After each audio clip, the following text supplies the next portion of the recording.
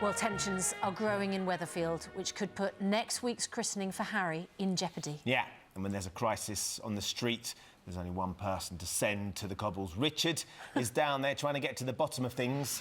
Morning, Richard.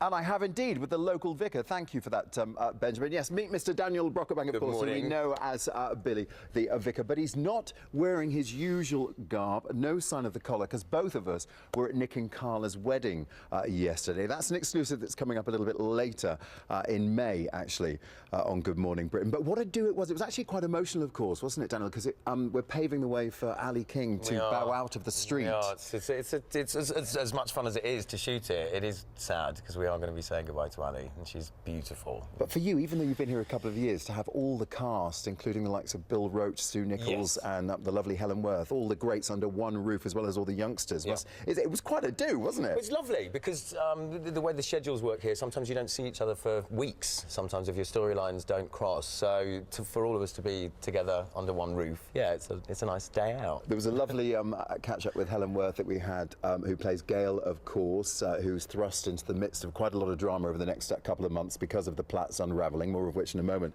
And Helen Worth was actually wearing her ITV staff pass. I said, why have you got your pass on? She said, it's not so I can get anywhere, it's so I can remember who I am. Gail or Helen, where is the line drawn? That'll be you, so if you stick around for as long as lovely Helen. Speaking of the crisis of confidence as the christening approaches, though, of course. Yes. How is Sarah? She's not great. I think she's under a lot of pressure.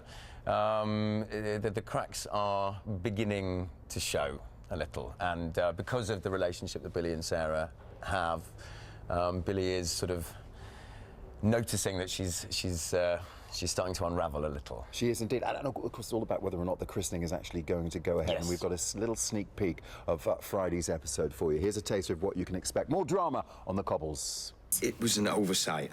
I can only apologise. But you made a promise. You can't go breaking your promises. I know, but everything's been so rushed. I mean, the diocese meeting just completely slipped my mind. I mean, will a week or so really matter that much? It matters to me.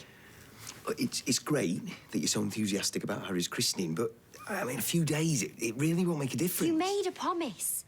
And I will keep that promise. It'll just be a little bit later on. No, we agreed on the Monday, right? That is what you said, so please, Billy, don't let me down on this.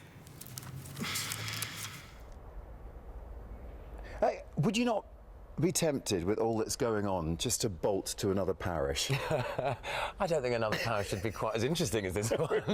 Because you're a very busy man. I mean, they talk about the people who man the pumps at the Rovers, but you yourself are central to so many storylines because it's births, deaths, marriages. Yes, you're there. So Carla's wedding yesterday was a social for you. It was. Billy had a day off. Absolutely. Yes, not a day off for much longer for you, though, Dan, as far as storylines are concerned, because there is, and this is your cheeky Coronation Street exclusive, there's a rather shady character emerging from your past soon. Yeah, we're going to start to learn a little bit more about Billy and his past and where he's from, and we have a rather shady character arriving that's going to throw a fly into the ointment. And perhaps drive a wedge between you and His Highness, of course, the better half. Possibly say, of course, I'm a man of the cloth. A man of the cloth, I have indeed. to keep my lips sealed. Thank goodness we have a man of the cloth finally at Good Morning Britain, because after witnessing what happened at Carla's wedding yesterday, and the fact there's a body still buried down the end of this street, my moral compass needs resetting, and I have a feeling that Daniel Brocklebank is the man to do it. Have you got time for a frank confessional? Of course. Then I suggest we get changed.